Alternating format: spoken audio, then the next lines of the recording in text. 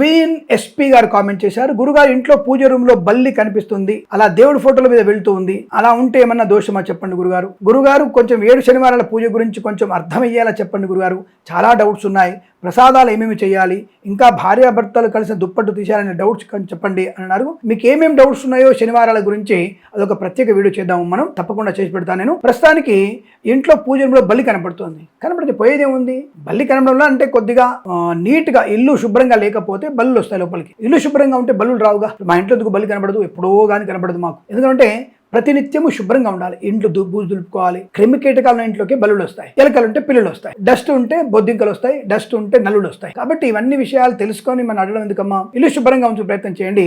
ఒకవేళ బల్లి కనబడినా దేవుడు కనబడినా అవి దేవుడి పటాల మీద వెళ్ళినా దానికి ఎటువంటి దోషం లేదు, వాటిని చంపకండి, తప్పకుండా వాటి బయటికి వెళ్ళగొట్టండి తప్ప చంపే ప్రయత్నం చేయకండి. అందుకనే మన ఛానల్ని సబ్స్క్రైబ్ చేసి 10 మంది సబ్స్క్రైబ్ చేయిస్తే మీకు శుభం మంగళప్రదంగా ఉంటుంది. విషయాలు తెలుసుకోండి.